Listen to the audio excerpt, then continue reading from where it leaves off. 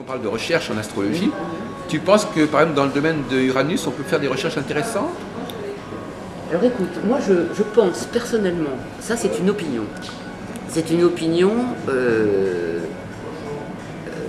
qui m'est propre, que Uranus est une fonction dans un thème, et donc une fonction que tu vis dans ta propre vie,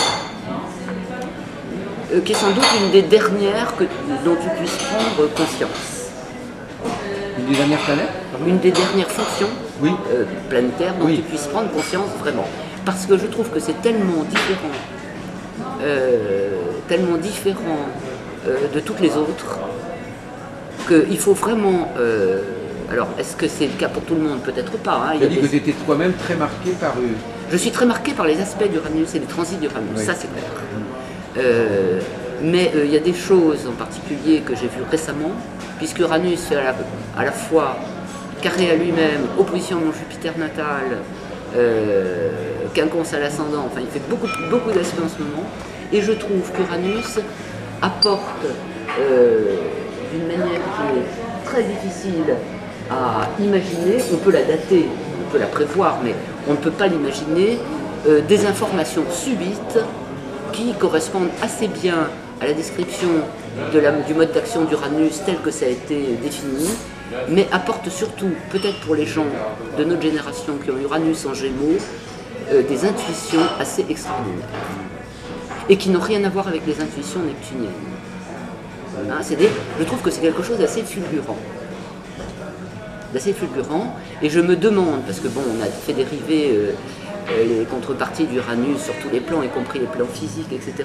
Mais je me demande si les positions actuelles d'Uranus en Poisson, peut-être parce que il est conjoint à Jupiter et rétrograde en Poisson, ne sont pas en train, et j'y pense particulièrement à ce que tu viens de me dire de ta nouvelle orientation vers la médiumnité, Uranus n'est pas en train de remuer très profondément les couches inconscientes collectives pour essayer d'en faire sortir quelque chose.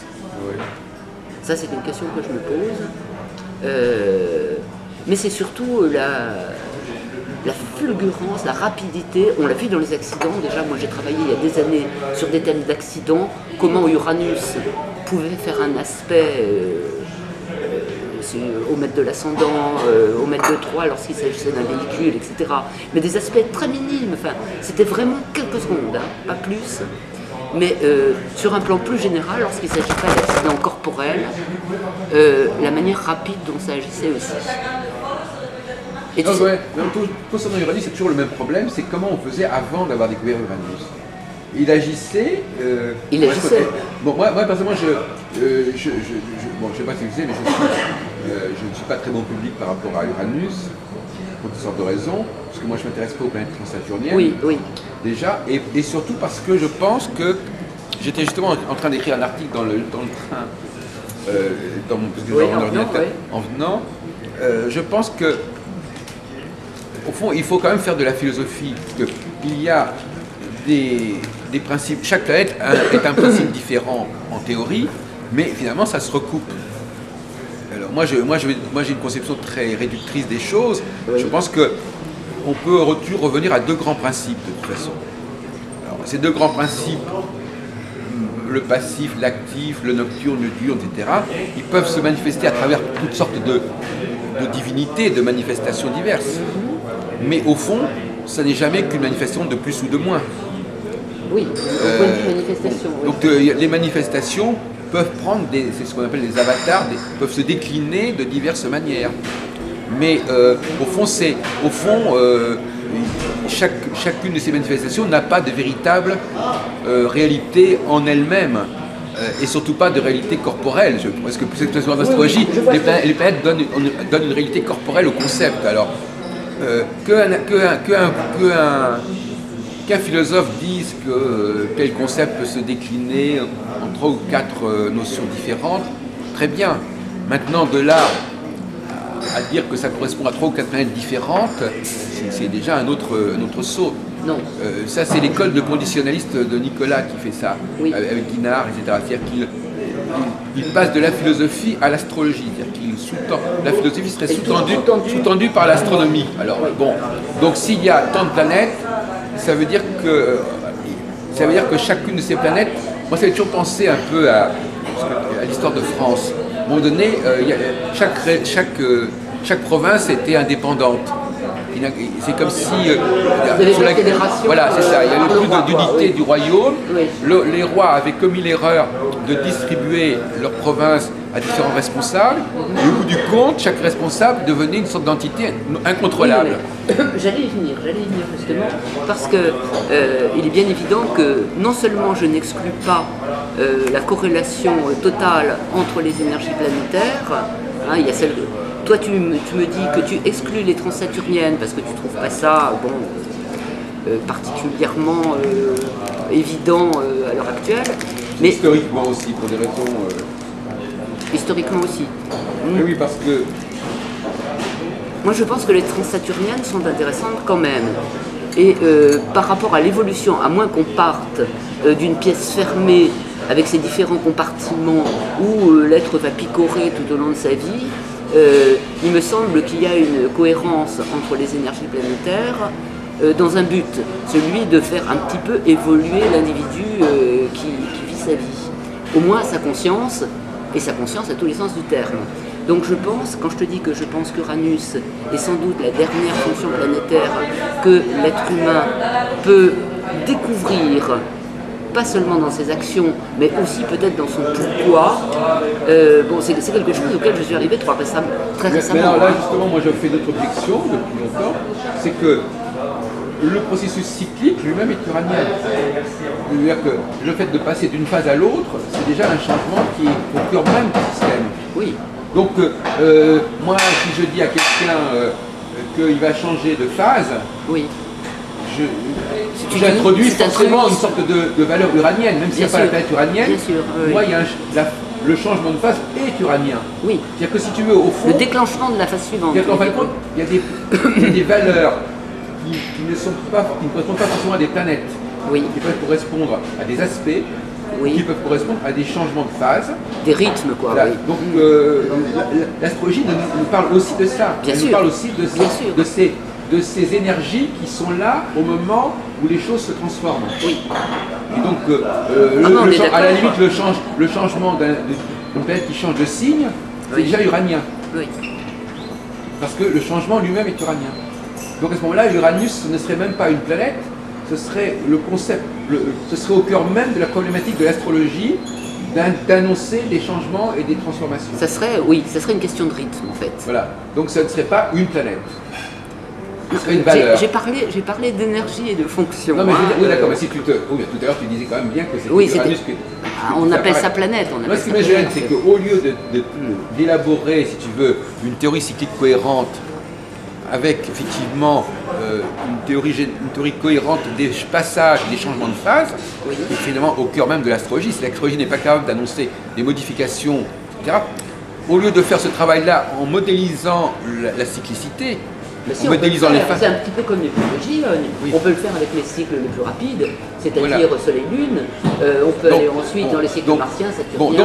Donc voilà, donc les cycles même, comme j'ai dit tout à l'heure, tous les cycles sont porteurs, que ce soit la Lune, le Soleil, Mars, sont porteurs d'une problématique uranienne. Oui. C'est-à-dire qu'une problématique uranienne qui fait qu'on va changer, à un moment donné, on va changer de tonalité. Le cycle, par exemple, le passage de l'été à l'hiver, c'est aussi quelque part uranien. Le passage du jour et la nuit, c'est uranien. Le passage de la pleine lune à la nouvelle lune, c'est uranien. Oui, donc à ce moment-là, on n'a pas besoin d'une planète. Tu mets Uranus comme le moteur d'un rythme particulier dans ta conception. Donc je suis assez d'accord. Je plaide dans ton sens, mais je ne veux surtout pas que l'astrologie soit dépendante de la position d'une planète, puisque sa structure même, son fonctionnement même global qui est en jeu, elle ne peut pas dépendre des aléas de la planète qui va circuler. Oui, je vois ce que tu veux dire. Non, c'est pas ça, c'est pas sa position aussi. Sa position aussi, à partir du moment où il y a des vitesses de rythme qui sont différentes, je pense que la position est très intéressante. Moi, il me semble que l'Uranus vient à point nommé en astrologie pour compenser une crise de la pensée cyclique. C'est-à-dire qu'effectivement, l'astrologie n'est plus capable d'élaborer un système cyclique cohérent, une théorie cyclique cohérente, et par conséquent, elle va trouver une solution en investissant une planète qui va jouer le rôle de cette fonction, etc. Oui, donc au lieu que ce soit une fonction qui soit intégrée au système, c'est une fonction qui en quelque sorte qui vient comme ça interférer avec la diversité même des configurations astrologiques. C'est-à-dire qu'en fin de compte, c'est Uranus, au sens de l'astrologie planétaire uranienne, c'est un retour de la cyclicité, c'est un retour du refoulé de la cyclicité. C'est une cyclicité qui se vit mal, et qui se vit mal dans le brouillard actuel de la théorie cyclique de l'astrologie. Et grâce à Uranus, dans cette phase, on pourrait parler aussi de Lilith, on pourrait parler aussi des nœuds de la Lune. Il y a un ensemble de facteurs là qui viennent c'est comme si, qui viennent compenser une carence structurelle. Voilà. Parce qu'en fin de compte, voilà, il y a une carence structurelle, une mauvaise carence structurelle au niveau de la structure même de la pensée astrologique, de la structure même du processus astrologique, qui serait comblée par Uranus. C'est les interventions d'Uranus. Voilà. Et c'est comme ça, quand j'entends des astrologues parler, je m'aperçois qu'ils ne sont plus capables d'avoir une conception structurelle du cycle cohérente, mais grâce à Uranus, ils ont quand même un point de chute, ils ont un point de repère. Ils peuvent dire, voilà, Uranus est à tel endroit, etc. C'est-à-dire qu'Uranus serait un révélateur, tu veux dire, un événement catalyseur qui permettrait de jauger d'une cyclicité. Oui, mais c'est ce que je dis, mais je dis aussi le contraire. Je dis que ça serait au conditionnel, qui serait supposé faire ça. C'est-à-dire que la carence structurelle de la théorie cyclique de l'astrologie aurait abouti à ce qu'effectivement on cherche une autre façon d'apporter cette rythmicité, qu'on n'apporte plus une conception cohérente de la cyclicité astrologique, on l'apporte en utilisant une planète qui s'appelle Uranus. Voilà. Elle vient se substituer, elle vient combler une carence. Moi, je préfère gérer la carence que de me servir d'Uranus. Uranus, c'est une espèce de... C'est comme un produit, c'est comme des vitamines. C'est-à-dire, par exemple, quelqu'un n'aurait pas assez de vitamines, bon, ben, il prendrait... Au lieu de... par Uranus, voilà, c'est ça. Et une problématique... Donc, aujourd'hui, ma chère Isabelle, aujourd'hui, je suis d'accord pour dire que dans l'état actuel de l'astrologie, Uranus est nécessaire. Mais il est nécessaire, je veux dire... philosophiquement, c'est-à-dire qu'il est important, c'est bien que les astrologues se réconcilient avec la notion de changement, mais en même temps, cette notion de changement, elle est tellement inhérente à l'astrologie elle-même, depuis toujours, qu'il n'y a aucun sens à ce que tout d'un coup, on utilise... c'est comme si les anciens avaient eu une démarche uranienne, par exemple la théorie des grandes conjonctions, par exemple. Bon, eh ben, on peut y voir une valeur uranienne. Même si c'est Jupiter-Saturne, le changement de conjonction, le changement d'éléments, le fait qu'on passe de l'élément feu à l'élément eau, etc., on peut dire que c'est une problématique uranienne, puisque ça modifie complètement les valeurs, etc. On passe, bon. Alors, donc l'astrologie elle-même, elle est par essence uranienne. Oui, non, mais je comprends. On est tout à fait d'accord là-dessus. Elle est par essence uranienne. Est-ce que tu considères qu'Uranus, en dehors de cet aspect d'interruption d'un rythme qui tourne en rond dans les mêmes cycles sans pouvoir s'en sortir, l'interruption d'Uranus qui est donc bienvenue, utile, etc., peut aussi démarrer quelque chose. Est-ce que Uranus serait un moteur? Bon, je vais le répondre, c'est un substitut, c'est une solution de rechange, une solution de continuité, je dirais même. C'est une solution de rechange par rapport à une crise de la pensée astrologique et de la structure astrologique. Alors maintenant, moi je répète encore une fois, ce genre de solution est toujours très suspect parce que ça évite à l'astrologie de se repenser structurellement dans son ensemble en ayant cet élément astronomique qui est clair. On sait très bien où est Uranus, on sait très bien quand il change de signe, on sait très bien quand il est en aspect. C'est une autre astrologie, je dirais pas, c'est une astrologie bis. Oui, non, mais moi ce qui m'intéresse c'est en astrologie mondiale, parce qu'on peut en jauger dans les thèmes individuels, que ce soit comme facteur de cran, de rythme ou de choses comme ça. Mais ce qui est intéressant, c'est de voir si en astrologie mondiale ça apporte quelque chose. Moi je pense qu'on peut très bien, ce que je viens de parler de la théorie des grandes conjonctions, ça c'est de l'astrologie mondiale. Eh bien, on peut très bien travailler avec Jupiter et Saturne, on n'a pas besoin d'Uranus, Neptune ou Pluton pour faire l'astrologie mondiale. On s'en est très bien passé pendant très longtemps. Jusqu'au 19e siècle, on s'est passé de ces planètes en astrologie mondiale. Toute l'histoire de l'astrologie. Est-ce que c'est une raison, parce qu'on s'en est passé pendant longtemps, de dire que maintenant on peut s'en passer? Non mais, si effectivement le fonctionnement de l'astrologie mondiale est cohérent et satisfaisant, qu'est-ce que ça veut dire d'apporter un élément supplémentaire? Parce que cet élément supplémentaire, il est supposé régler des problèmes qui sont déjà réglés par l'astrologie mondiale traditionnelle. Donc c'est ça qui est assez étrange, puisque le cas d'Uranus est un mauvais exemple, est un bon exemple, parce que ça nous parle justement du changement. Or le changement est inhérent même à la pensée cyclique. Non, on est d'accord. Donc là il y a une coïncidence étrange. Comme par hasard, ce phénomène, si tu me disais Uranus, bon, si tu me parlais de Chiron par exemple, ou de Neptune, je dirais pourquoi pas. Mais Uranus, c'est vraiment le mauvais exemple par excellence. Uranus est l'essence même de l'astrologie. C'est l'astrologie pérenne, Uranus. Donc c'est même pas une planète, c'est l'astrologie en tant que telle qui nous parle du changement des choses. Toute personne qui travaille sur les cycles est forcément dans une démarche uranienne. Sans avoir besoin, en aucune façon, d'Uranus. Et il n'y a pas besoin d'une planète pour incarner cette problématique uranienne qu'il faut chercher. Par exemple, pour expliquer, c'est comme si tu me disais, pour qu'on passe du jour et la nuit, il faudrait qu'il y ait un aspect d'Uranus, c'est une plaisanterie. Pour qu'on passe de... non, on n'a pas besoin... On va pas avoir besoin chaque fois qu'il y a un changement quelconque dans l'univers, de dire que, attendez, on va voir où est Uranus. Or, c'est presque ce qui se passe actuellement. La plupart des astrologues aujourd'hui est incapable de parler d'un changement, dans l'astrologie mondiale, s'il ne fait pas intervenir Uranus. Alors que c'est un paradoxe, parce qu'il suffirait qu'ils disent, par exemple, le fait de passer, que Pluton passe du Gémeaux, du Sagittaire au Capricorne, ou que Saturne passe de la Vierge à la Balance, ou que Jupiter passe du Poisson au Bélier, c'est un phénomène uranien. Bien sûr. Parce que c'est un changement majeur, en plus, surtout Poisson-Bélier, c'est fin du zodiaque, début du zodiaque. Bon. Ce qui est intéressant, c'est que les deux planètes le font ensemble, c'est-à-dire Uranus. Eh bien justement, et Jupiter.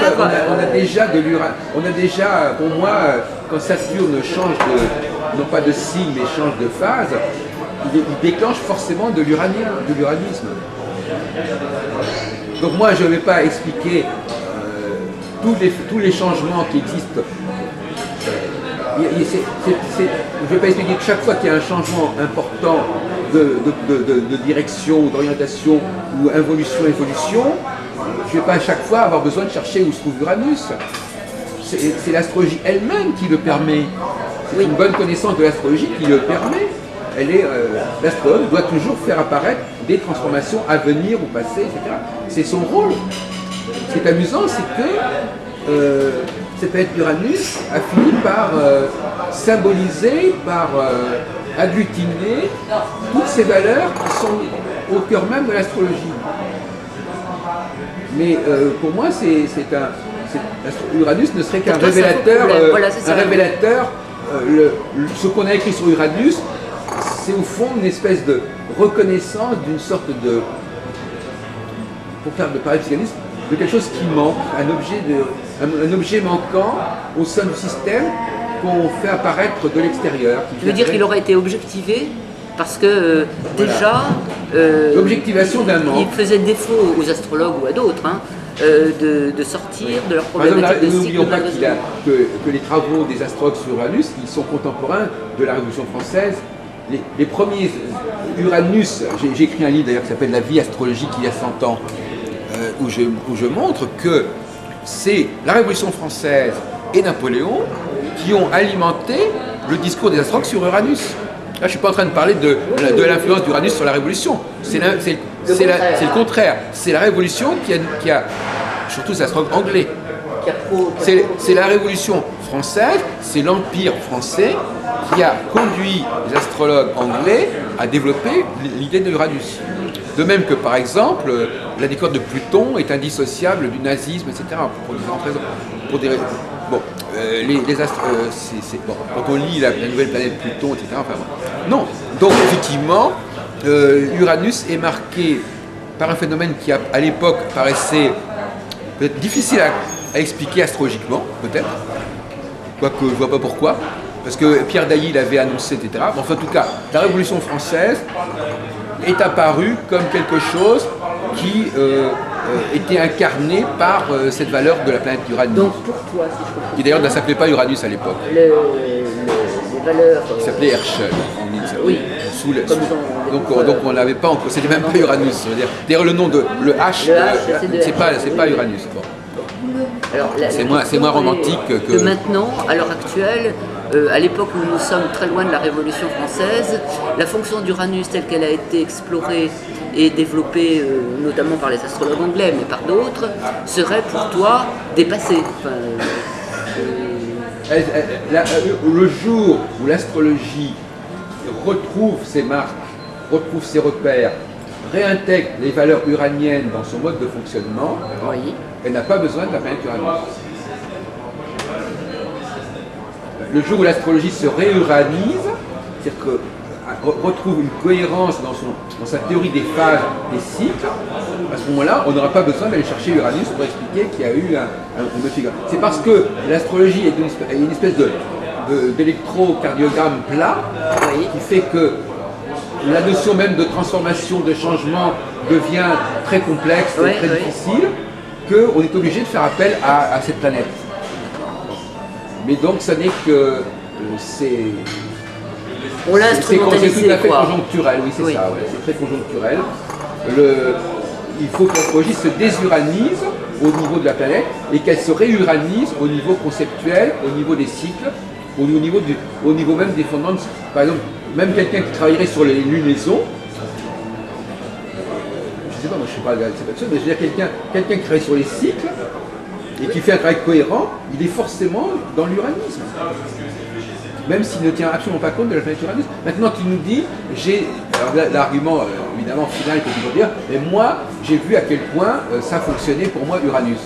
Alors là, la question qui se pose, c'est est-ce qu'on ne peut pas expliquer autrement ce que toi tu expliques par Uranus? Ça, c'est un débat, d'ailleurs, hier j'ai passé la soirée avec Eric André. Oui. C'est un débat, à un moment X, il y a un événement qui se produit, et il y a plusieurs facteurs astronomiques qui sont là. Absolument. Lequel est le bon, est le plus fort. Lequel est celui qui explique vraiment ce qui se passe? Oui. C'est là la question.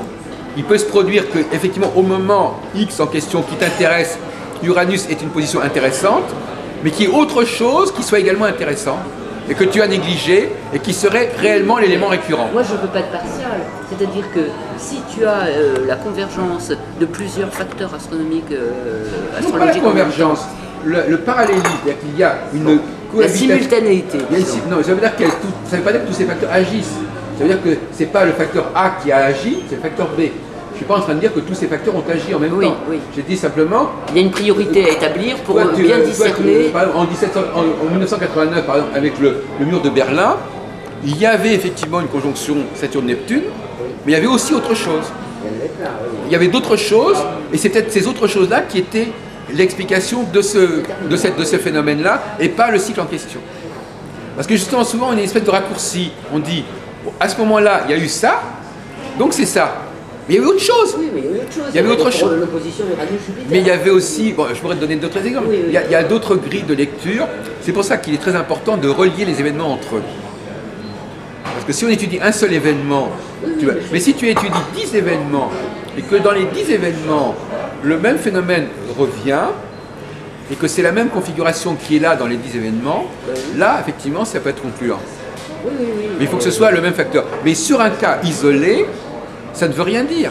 Non, il est bien évident que là, je ne te parlais pas d'un cas isolé, je te parlais de constats faits où à chaque fois, c'était... Alors le problème, c'est que alors tu me diras bien sûr, dans la mesure où Uranus est le moteur d'un rythme, etc., c'est normal qu'à chaque fois qu'il se passe... Non, moi j'ai pas dit ça parce que je ne suis pas en train de justifier ce système. Je dis simplement que j'essaie de comprendre pourquoi les astrologues se servent de ce système, notamment au niveau explicatif. Ils ont besoin de chercher à tout prix au moins un aspect. D'ailleurs, comme tu sais très bien, les aspects, on en trouve quand même beaucoup. Alors, du moment que la personne a trouvé son quinconce, son trigone, son ceci ou cela, elle est sauvée, il y a Uranus quelque part. Elle a mis Uranus dans la danse. Oui. Bon.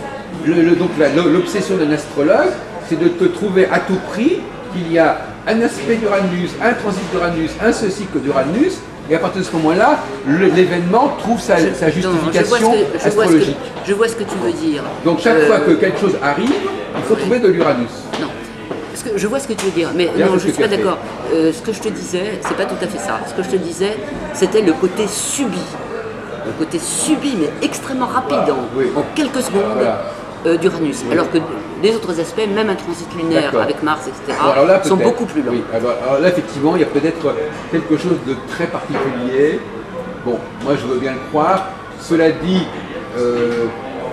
encore une fois,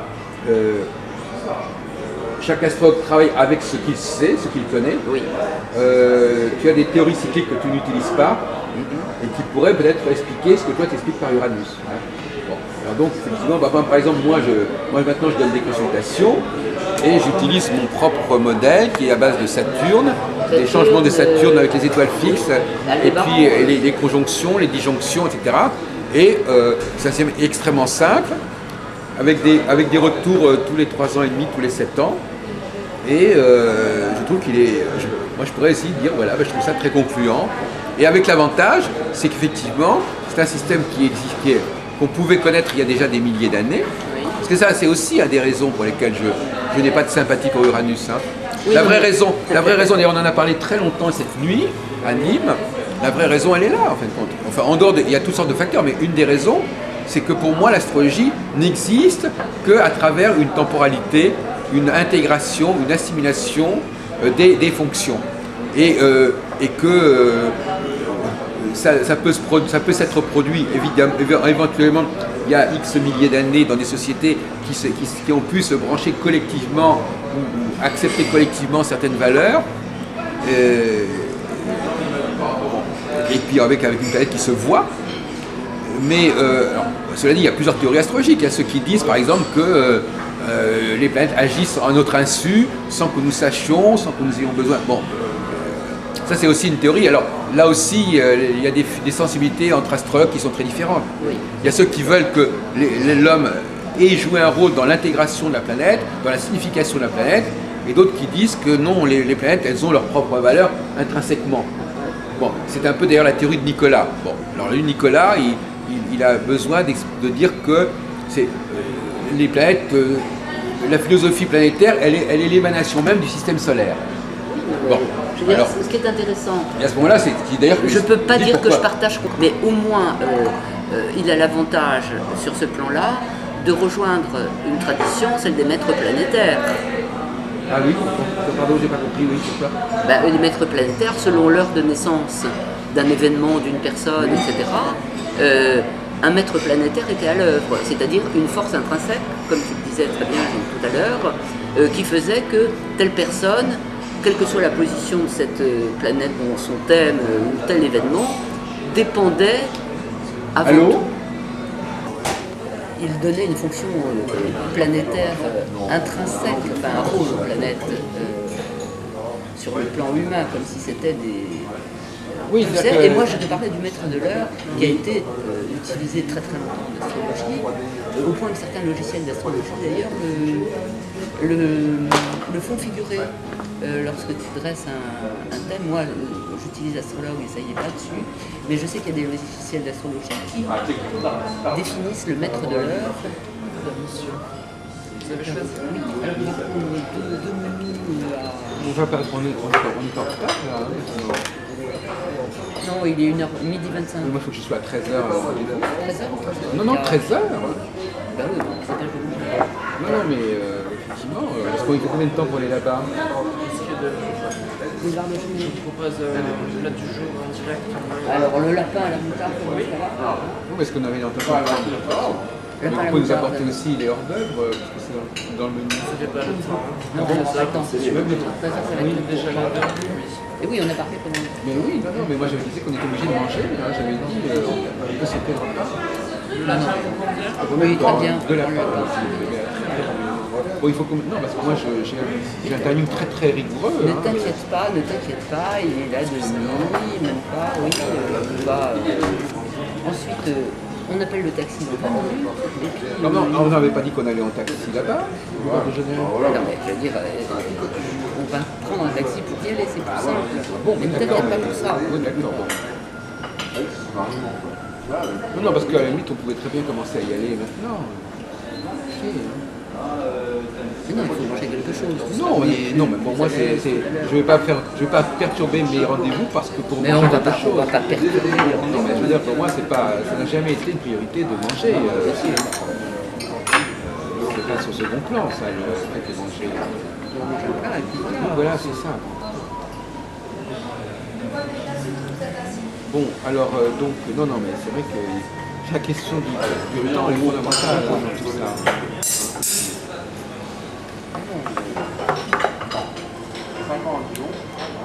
Parce que si on arrive en retard, on est un peu d'eau aussi.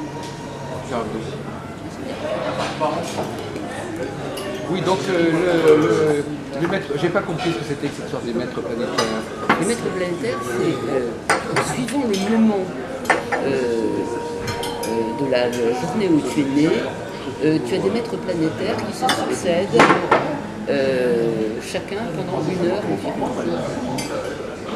Et qui reviennent, c'est-à-dire par exemple le premier maître planétaire de la journée. Oui, c'est les heures planétaires. C'est les heures planétaires. Mais quel rapport avec Nicolas?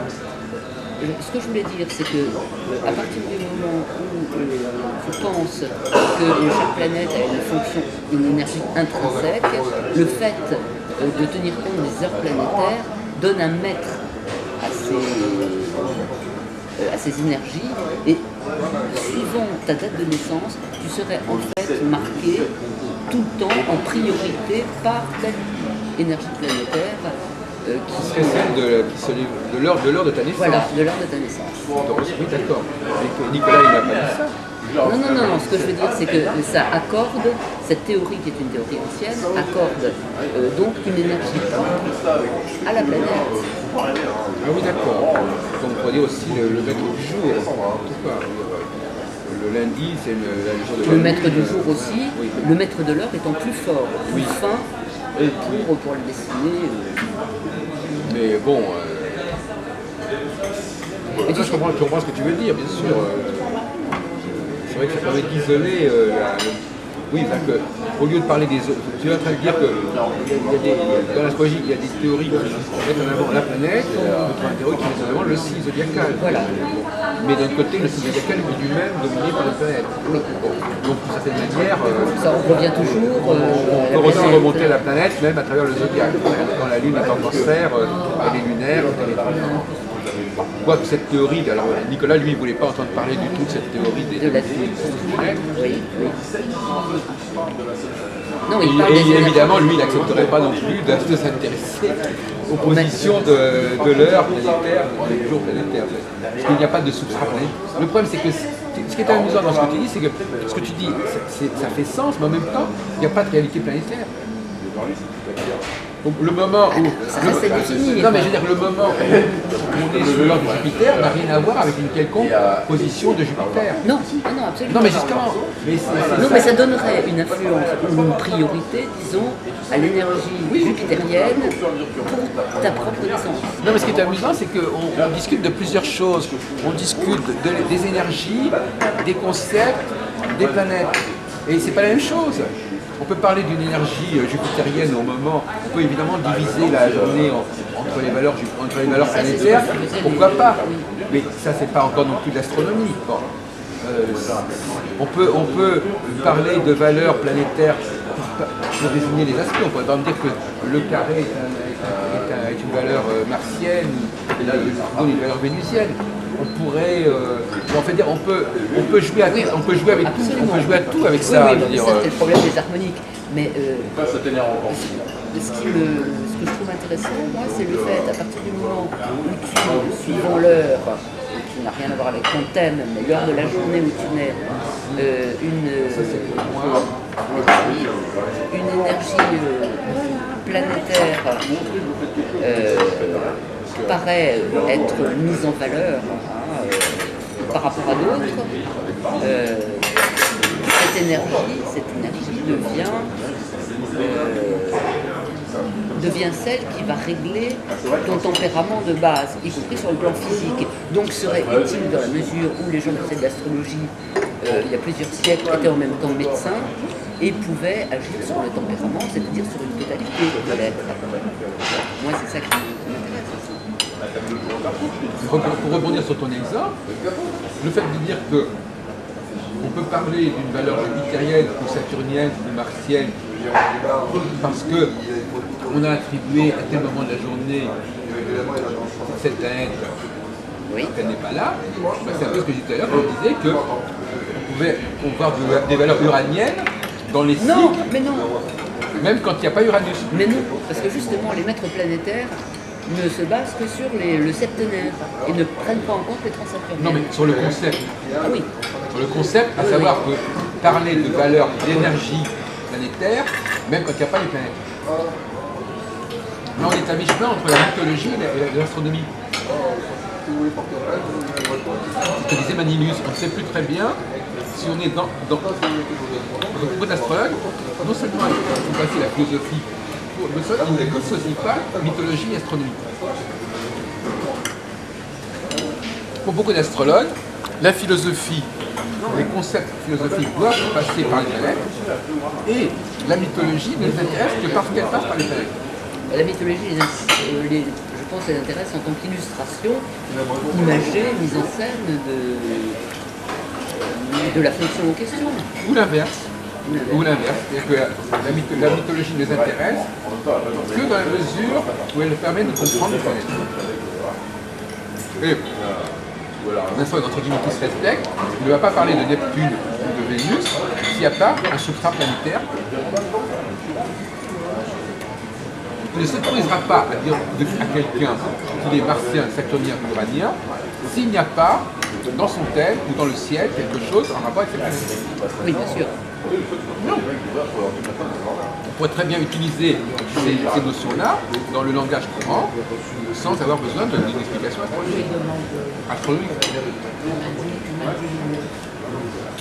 Pas quelqu'un, en morphopsychologie, on se sert des notions de Mars, Vénus ou je sais pas quoi, sans se référer aux planètes. Toi, tu penses qu'on ne peut s'intéresser... Oui, mais bon, c'était très... Moi, je me rappelle, le premier colloque que j'avais fait du MAU, c'était en 79. Et il y avait justement une... Marielle Clavel. Voilà, Marielle Clavel. Mais c'est-à-dire que la question, c'est que... Mais c'était très intéressant. On peut toujours utiliser... Moi, je suis pour... C'est ce que j'ai marqué. C'était le sens de ma réponse. On ne peut pas empêcher quelqu'un d'utiliser le langage mythologique pour désigner une situation qu'il veut intéresser. Bien sûr, pourquoi on en empêche? Mais ça ne renvoie pas à l'astronomie.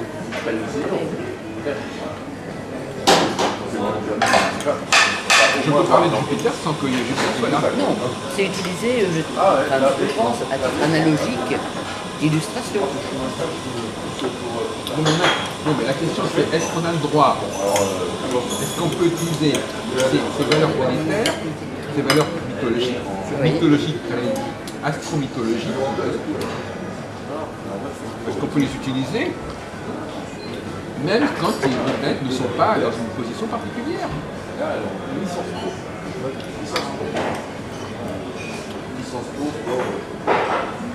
Alors je disais, bon, il y a un changement de phase de Saturne de Mars. Bon, ben pour moi, je vais dire que c'est uranien. J'ai l'impression que tu restes quand même très marqué par l'idée de chercher la planète quelque part quand on parle d'un principe, il faut qu'elle soit là. Quand on parle d'un Dieu, il faut qu'elle soit là. Donc on parle d'un principe, la planète n'est pas toute seule. Ça, alors là, je suis bien d'accord avec toi. Il y en a quand même plusieurs en jeu. Hein. Et quand tu parlais tout à l'heure des séries, des Dorifori, par exemple en 89, nous en vient difficile de dire c'était simplement la conjonction Saturne, Neptune. Oui. Pas de problème. Mais pour moi, ce que tu dis m'intéresse, c'est quand tu définis Uranus comme le déclencheur des énergies planétaires qui sont là par ailleurs. Et Uranus intervient à chaque fois, n'importe quoi, Uranus serait là. Mais C'est pas ce que j'ai dit. pas dit que Tu as Uranus dit que c'est un outil, c'est un Non, j'ai instrument. pas dit que Uranus c'est était là. Moi, j'ai dit que le principe uranien était là, mais pas la principe planète. uranien, le principe Non, uranien. mais quand tu dis Uranus, on ne sait pas de quoi tu parles. Oui, oui. Est-ce que tu parles de la Non, planète ou est-ce que tu parles... d'accord. Principe uranien, t'as raison. Le principe uranien est toujours là. Le changement. Mais Plus exactement, c'est il est plus ce là sont les que d'autres. ce sont les astrologues qui lui ont donné ce statut. Moi, non plus. Ils ont décidé que cette planète-là aurait cette fonction. Donc ça veut dire qu'ils ont projeté la fonction uranienne sur la planète Uranus. Sur une planète qui s'appelle Uranus.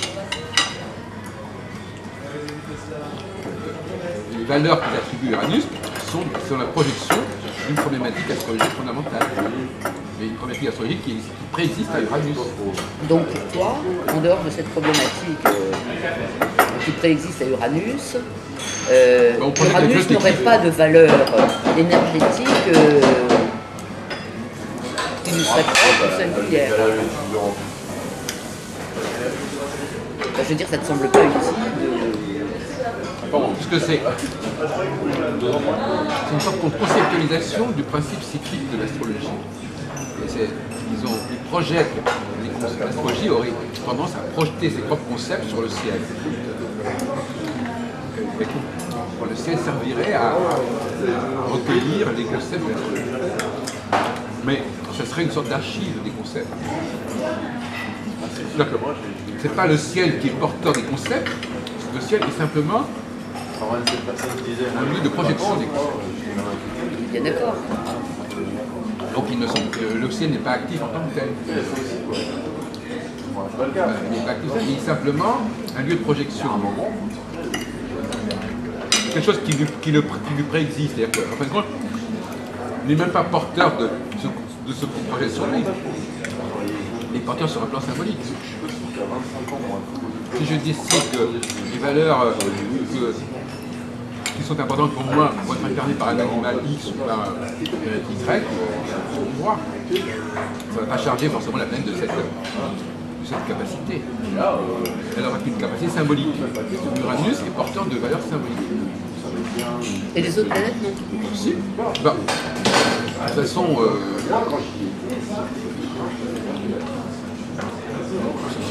malheureusement pas le temps.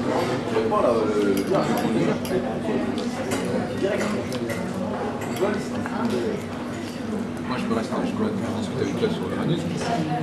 Pour moi, de toute façon, mon astrologie est fondamentalement projective. De toute façon.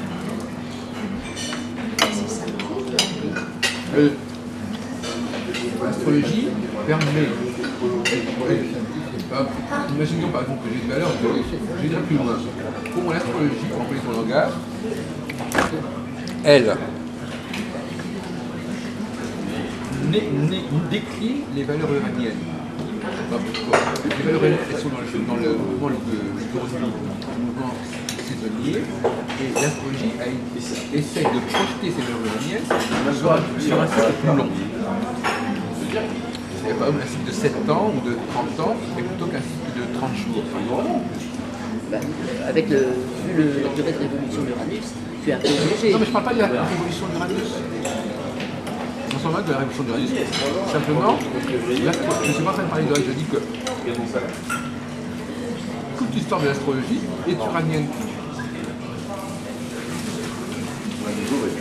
Chaque fois que l'astrologie invente un nouveau cycle, elle est uranienne. Chaque fois qu'elle invente un changement de phase, elle est uranienne. Elle est uranienne bien avant qu'on découvre Uranus, et bien en dehors d'Uranus. L'Uranus est simplement une valeur qui à un moment donné s'est manifestée, s'est concrétisée, s'est coagulée autour de cette planète. Mais cette valeur n'est pas limitée par cette planète, et même peut-être même pas agie par cette planète. Elle est la trace, la concrétisation d'un concept important, essentiel de l'astrologie.